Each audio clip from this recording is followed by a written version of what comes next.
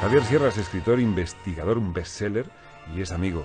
Javier, feliz año. Hola, feliz año. nuevo, ¿Cómo Javier. estás? Feliz año, muy bien, muy bien. La verdad que empezando el año con muchas ganas. Teníamos ganas de saludarte. Llevamos unos cuantos días aquí esperando que llegara este momento. ¿Ha empezado bien el año para ti?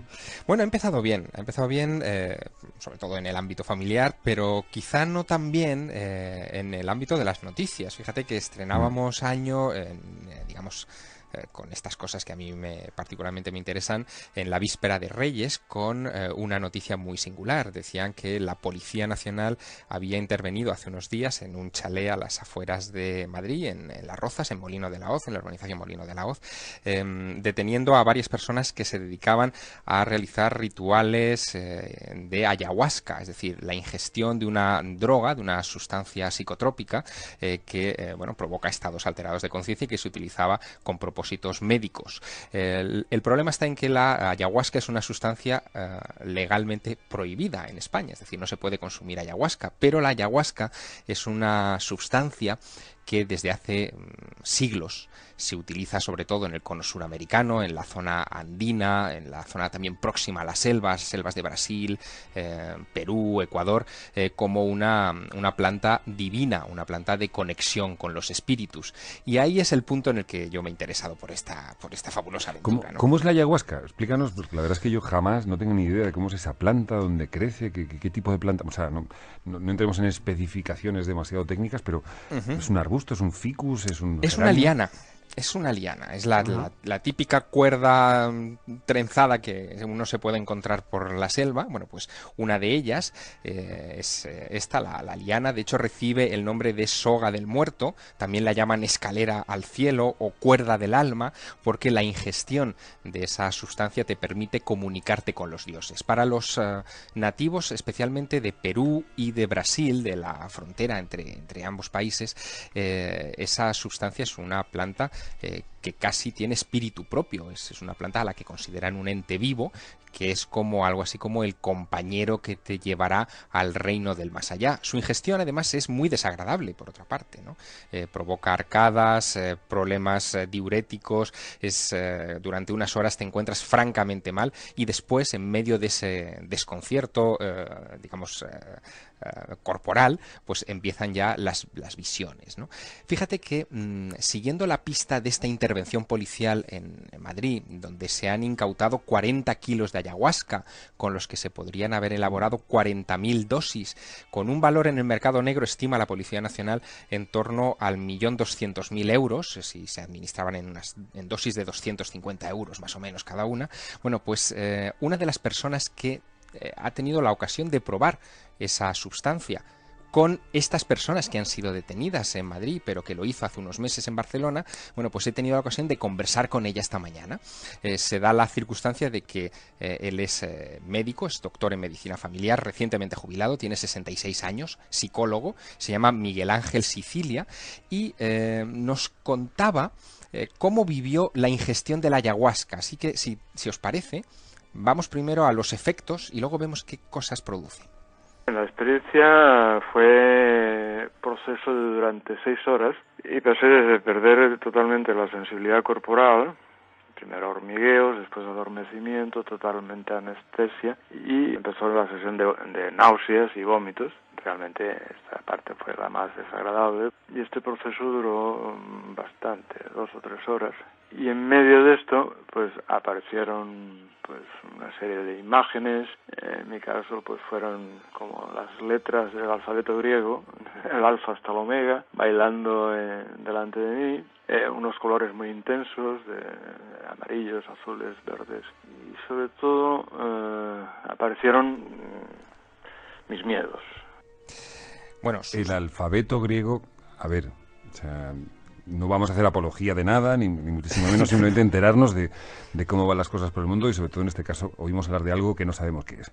Pero que se te aparezca el alfabeto griego bailando, No sé muy bien cómo calificar esa experiencia. A ver. Bueno, no sé si es buena o mala. depende, si eres estudiante de griego a lo mejor te ayuda, ¿no? Sí, Pero sea como fuere, hombre, es una experiencia alucinógena, evidentemente, ¿no? Sí. Lo que ocurre es que eso fue solamente el preámbulo, porque nos decía el doctor Sicilia que a partir de ahí comenzaron a ocurrir otro tipo de cosas, que desfilaron por delante de él todos sus miedos y sobre todo el gran miedo. Le escuchamos. Fue una toma de conciencia muy vivida, muy real, muy auténtica, y después tuve la sensación de pérdida de la vida. O sea, tuve una sensación de muerte por 2 ocasiones de que me iba. Y entonces pues yo me daba cuenta de que me resistía a morir, por decirlo de alguna manera, ¿no? Cada vez que tenía una arcada, pues pensaba, joder, todavía estoy vivo, ¿no? Porque lo demás no sentía nada. Hasta que hubo un momento en que decidí, pues, que vale, que no pasaba nada si me moría. Y en cuanto abandoné esta resistencia a la muerte, ¡bumbas! Volví a respirar intensamente y a sentirme vivo, cosa que agradecí bastante. Sí, claro, es de agradecer, pero qué miedo, ¿no? Hombre, pues sí, precisamente lo que ha levantado la alerta y ha provocado la intervención policial fue un comunicado de la Agencia Española del Medicamento y Productos Sanitarios que decía que esta droga podría, en dosis no controladas, llegar a provocar la muerte. No se conocen casos de muerte, o por lo menos yo no conozco ningún caso de muerte por ingestión de ayahuasca, pero sí que hay casos, por ejemplo, de taquicardias severas, de disfunciones del riego sanguíneo también importantes, en fin, que hay una serie de efectos, sobre todo en los primeros pasos de esa ingestión, que puede durar horas y que, evidentemente, en el caso español se ha hecho sin ningún tipo de control sanitario, pero tampoco sin ningún tipo de control ritual. Los ritos en la antigüedad servían para que las dosis fueran mínimas, ¿no? y digamos que cumplieran su objetivo. Y en este caso, el propio doctor Sicilia, establece su propio diagnóstico y trata de explicar a qué se parece con las drogas occidentales lo que a él le pasó ingiriendo esta sustancia tradicional americana, que es la ayahuasca. También le escuchamos. Desde el punto de vista médico, para mí la única sustancia que se le parecía a esto era la acetilcolina, o sea, como un subidón de acetilcolina a nivel fisiológico, ¿no? O sea, a nivel de depresión de la capacidad respiratoria, de anestesia y hormigueos, pero a nivel de experiencia, de crecimiento personal, no tenía nada que ver con la acetilcolina. O sea. Es que él tuvo la sensación de que esa ingestión, pese a todo lo desagradable, le fue positiva. Es decir, él tuvo un crecimiento personal porque, bueno, murió, o creyó morir o estar muy cerca de la muerte, pero como lo venció, pues también tiene la sensación de que, bueno, la muerte a partir de ahora ya no es tan importante. Y eso es justo lo que ocurre en todos los procesos de iniciación del mundo antiguo, ¿no? Llevaban a la gente a circunstancias límite para que, una vez superadas, bueno, pues ya no tuvieras miedo a enfrentarte al gran miedo que es este de la muerte, ¿no? Javier, yo creo que era Ernst Junger en su excelente estudio sobre drogas, decía que a tomar ayahuasca es el ser humano interactuando con las plantas, ¿no? Pero, eso es así, sí, efectivamente. Pero es que, además, para los beneficios o para las experiencias, por llamarlo algo, tiene que tener un fondo místico religioso o... Bueno, el fondo místico religioso, digamos que ayuda a tener una relación mejor con la ingestión de la sustancia. Yo creo que esto hay que ponerlo en su marco histórico. Fíjate que cuando llegamos los españoles a América, nos encontramos con que aquel jardín del Edén estaba lleno de sustancias de este estilo. Sustancias que eran utilizadas como moneda, como elementos sagrados, algunos eran venerados incluso como divinidades. Para que te hagas una idea, solo en América hay entre 80 y 100 plantas alucinógenas, mientras que en Europa apenas son unas 8 o 10, es decir, 10 veces menos, ¿no? Y en ese jardín es lógico que casi todas las tradiciones y religiones primigenias americanas tuvieran a esas plantas como eje fundamental. Precisamente por eso he querido que nos acompañe esta tarde en los micrófonos de Radio Nacional Rosa María Alzamora, que es una experta en tradición andina. Ella es peruana y con ella hace más de 10 años, 12 años exactamente, recorrí buena parte de Perú investigando estas y otras cosas. Así que si os parece, la saludamos. Pues Rosa María Alzamora, estudiosa de la medicina tradicional andina y bioterapeuta. Muy buenas tardes. Buenas tardes, encantada de estar con ustedes. Vamos a recibirte porque la ayahuasca, como nos contaba Javier, es una planta tradicional que crece en Perú, en Brasil, en Ecuador, en Bolivia, que se lleva utilizando desde hace miles de años para rituales adivinatorios, iniciáticos y religiosos. Se acompaña a veces de una música, que es esta.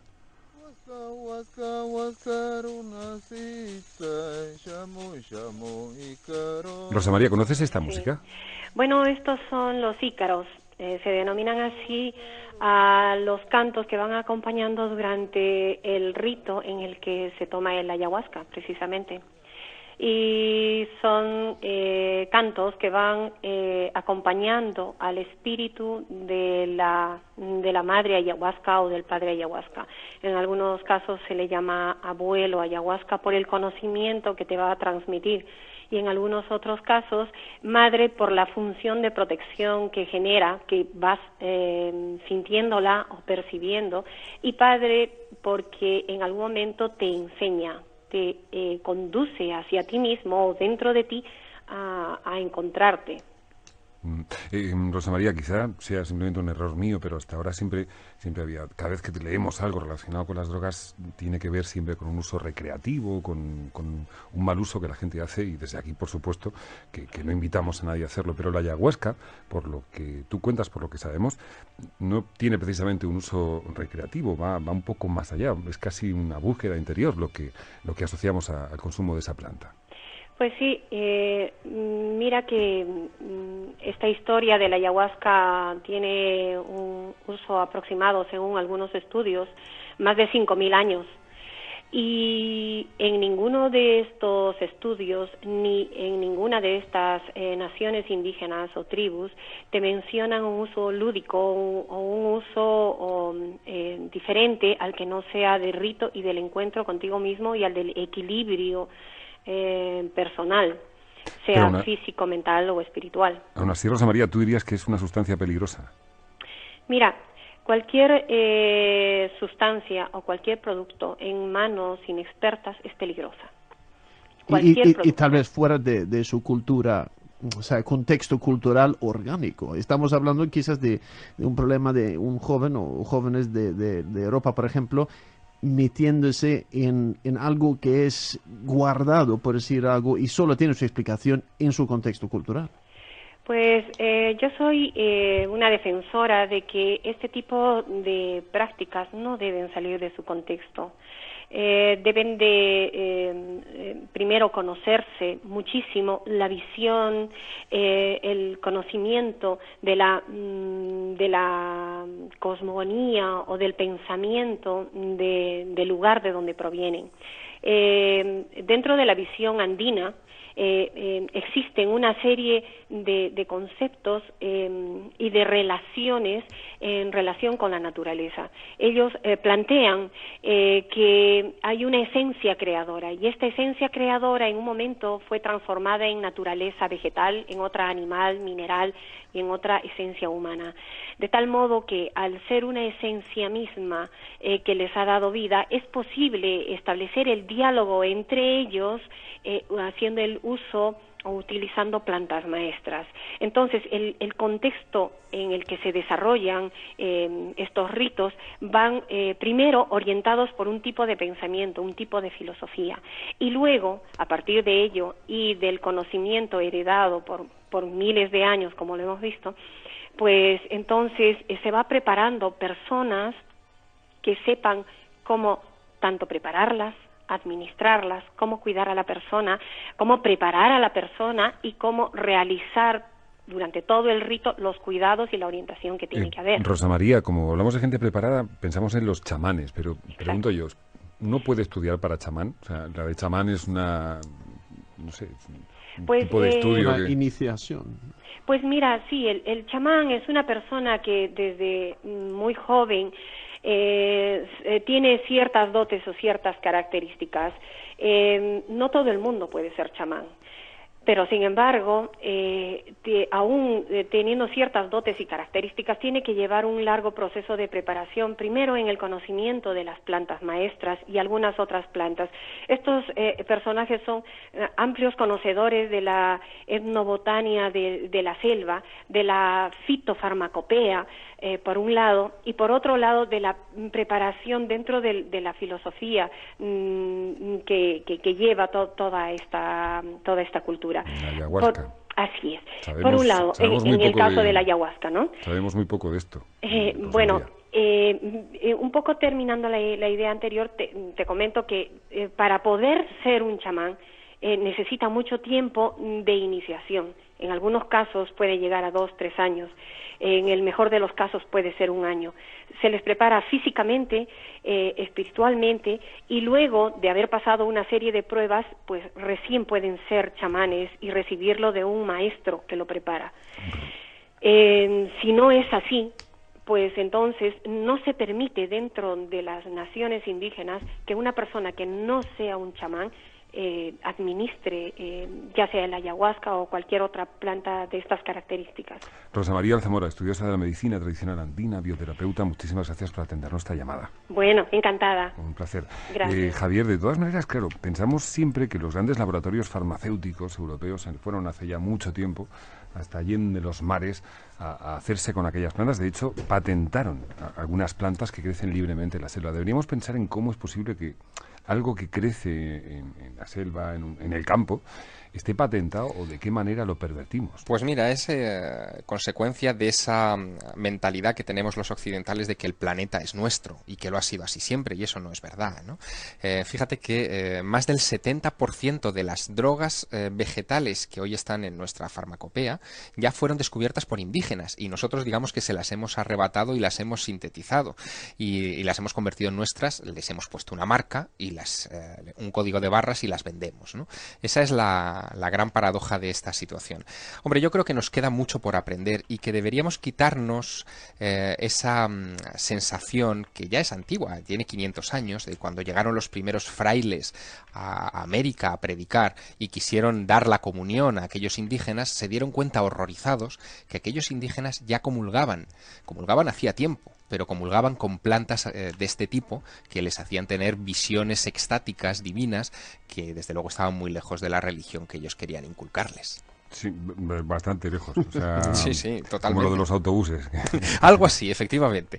Unos tenían acceso directo a la divinidad y los otros se constituían en intermediarios para llegar a la divinidad. Deberíamos pensar en cómo va la sociedad. O sea, convertir el autobús en el elemento fundamental para expresar un sentimiento religioso. O sea, claro, es un vehículo, pero ahora ya es un vehículo religioso. Tiene que ver con esa noticia de que también en Madrid van a poner autobuses, pero esta vez diciendo Dios sí existe. Debemos pensar hacia dónde vamos. Javier Sierra, como siempre, muchísimas gracias. Nos encontramos dentro de 7 días. Hasta pronto.